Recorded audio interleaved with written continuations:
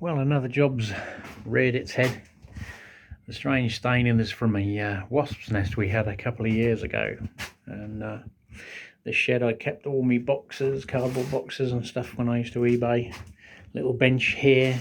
It's ended up having loads of bits and pieces stored in it. The problem is it's just concrete on mud, because all it ever was meant to be was an old coal shed. The problem is the damp wicks up through the concrete. If you've got anything on it like cardboard, furniture or anything, it seems to suck the moisture up. So I've just had a clear out, and obviously we've got some more stuff that's damaged. So another job to the list is I'm going to strip this out, clean the floor. We call it synth-proof. It's like a liquid emulsion tar. Paint around the edge, put a DPM damp-proof membrane down on the floor, and then put a screed over it, so no more damp. And then I'll probably do the one next door as well, but that's not an issue at the minute. This one is, because obviously you need this for dry store. I was going to put some of the railway stuff in here, but no, not while it's this damp. So it's a little bit drier now, 3 days later. Finally, well, someone should be collecting that old tumble dryer. Give it a lick of paint on these two sides to see if those stains would hide. I hit them with citric and bleach and everything, and it never touched it. You can still see a few lines under here. It doesn't really matter, it just brightens it up a little bit. It's only a brick shed, for God's sake, so it doesn't really matter. Got to do these walls, but they got the damp-proof membrane, so I'm going to have to cut that to size. Going to go around the bottom course of bricks with tar to seal them. The DPM damp-proof course is down level. And I think the main culprit is here, because the other side is where the roof runs off. Whoever originally put a little concrete strip along there, so I think the water runs down, hits that and soaks back into this brickwork. So when I build the railway shed, which is why this is sort of partly relevant, because the railway shed will be the other side of that wall, so I'm gonna dig that concrete out and have it as an area with shingle or something, just to improve the drainage. Out of breath now. People just turned up for the tumble dryer. Got rid of that, put it on the old free site. So the electrics, not much. 13 amp outlet cable went out there to the old tin shed, which is now obviously disconnected, so I'm gonna uprate that for the new shed, because the cable comes in from here, from the garage. So this is another job to tick off the list that wasn't on the list, but has ended up being on it because of the situation. So new screed here, damp proof, should stop damp rising up through the floor and ruining anything that's standing on it. I have got to do the same with a little lean-to next door, but that's not at the moment on the priority list that keeps cropping up with yet more. But there's not much other progress at the minute. I've bought the drain pipe to fix the sewer. The shed finally went, so that's sort of next, to sort of do a bit of that and do a bit of this to keep the momentum going on the various jobs. And obviously I like to come in here and uprate all this malarkey.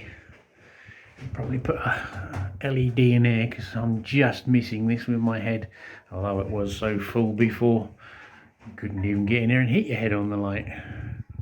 Well, my local free cycle group has proved dividends again with a couple of packs of cavity bats, which is basically insulation in slab form as opposed to a roll. Left over from a building job. Probably about £30 a pack now, I think, even if not more. But come in useful for the shed build. Well, the end to another day. Just cleaning the mixer. We've been doing the floor screed for the second time. So, second attempt at this. It looks a better colour. Didn't get the mix right first time round, I don't think. But I had to lift it all out again. repair the membrane where I'd scratched it or cut it, getting all of the old screed out, and just done it again this afternoon. I was just one bucket left to mix up just to do this bit, and a certain person went and walked all over the freshly laid screed while I was mixing the last bucket. So I had to go and trowel it all over again. Dogs, eh? Who doesn't? So, with that job out of the way, once the floor is dried, I can put all of the stuff back in that's out of there and give myself a bit more room again, as that was a side job that was intended not to be a side job, because it was intended not to be a job at all. So we can move back to thinking about the fence. As you can see, the oil tank's now been moved, and he's had a wee in the shop once again. Dogs, eh? So the oil tank's got moved. So looks like it's going to persist down shortly. So the oil tank is now back, or now over here in its new home. Just got to check it over and plumb it in, and then that'll mean we can use both tanks to get bulk oil a little bit cheaper. And then either I'm going to plumb this one and tee it into that one, or just decant it over as we need it. So water and electric are ready to go into that garage again once all the trucks out of there and back in that brick shed, and we can carry on with the next phase of the list of round to its that need doing before I get round to the layout build. So an update on this saga. I can't see nothing from the screen because we've actually got a bit of sun today and it's nice and echoey in here. Second attempt. The first one turned out, I think it was rapid set floor tile adhesive, as you can still see the lines from my trowel ready to lay tiles on. If I'd known, I could have tiled it, although it's a bit OTT for a shed. So I had another drum which probably was floor leveling compound, maybe not. It didn't quite work as floor leveling compound. The time I knocked it up, I ended up having to put 6 litres in and it was still going thick. I poured it out on the floor here and it was like bloody dough. I thought, I'll put it back in, chuck some more water in. I thought, well, I've been mixing it for 15-20 minutes, it already started to cure. I think because it was really old, it either set up quick or just didn't work how it's originally intended.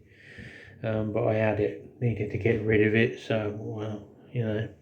So I ended up having to trowel it with a plasterer's trowel. And it's not great, doesn't matter, it's a shed after all. Piss and run out, just there. Hey ho, I need to get the thing done so I can crack on, get it painted, get a cable put in for the electric for the railway shed, ready for that to be connected. I need to get it done so I can empty the other ready garage and put all this stuff back in, because it's holding me up for weeks now. Let's have a look in the yard. So the pile of mud has got bigger over there. I even put the cover back on the digger. We've had a scrape out here, get rid of all the concrete doings. I've got 2 big piles of concrete, so this bit is as clear as I can get it now. My next job is to find a home for the bricks, the slabs that hopefully I can use behind me on the thing, the little patio area, but they are a big circle, 16 slabs. I think they're going to be too big now because the area's got a bit smaller, because someone has decided to build a shed. So yeah, I've got to clean all this kelter out of the way, get the bricks and slabs moved, then get rid of this other shed, and then I've got to do the trench for the sewer pipe. Then I can level this ground off partly. Some of the soil's going over the other side. Some of the slabs there will get used, and I can start clearing this, using this soil to bring this level up, so it's a flat area. I'll get me laser level out and my staff start taking me lines. Obviously I've got to excavate a little bit or leave it low because see the concrete's going to be so it's just above ground level, and then the bricks on the concrete, then the wood, then the frame, and away we go. So fence really is the next job to get part of that done. The bricks and shed go, I can clear the mud, move this stuff over here and progress down there with the fence. But this bloody shed thing has just thrown a spanner in the works, and of course I've got to order all the cladding for this as well, so just a pain in the butt. New board, well, new to the shed, certainly wouldn't meet Part B compliance. Anyway, we've made a mess, got to clear up. Disconnected the old wire, left the junction box there for now, and we had a few friends. Or not, from when we had the bee's nest in here. It made a little hum in the junction box, which was live, so doubtless if they managed to make a connection between them, they fried themselves. Bit flickery to you, but not to me. Anyway, that's a 2-foot lamp, bulkhead waterproof type one, or rather banging my noggin proof one. I had visions of me smashing the tube on my head. So, problem solved. Time to get the paintbrushes out. Well, that's it. Lick of paint. Got to do the shelf. Found a couple of holes, woodworm. So, got to treat that tomorrow. Then start putting everything back in. And I've got to change this because it's got an electronic starter in it rather than the old bayonet thing, and it's not working. It's not clicking out for a start. There's a relay inside the transformer. It's working now because it's energized, but it should cut off. You can hear it humming, and if you come out here once obviously it's discharged, it won't fire up. It will do if you give it a little bit, but there's something to miss. So I've got to sort that out, dig out another old light fitting or something. But that's it. I'm closing the updates off on this bloody thing that's been a pain in the aspidistra.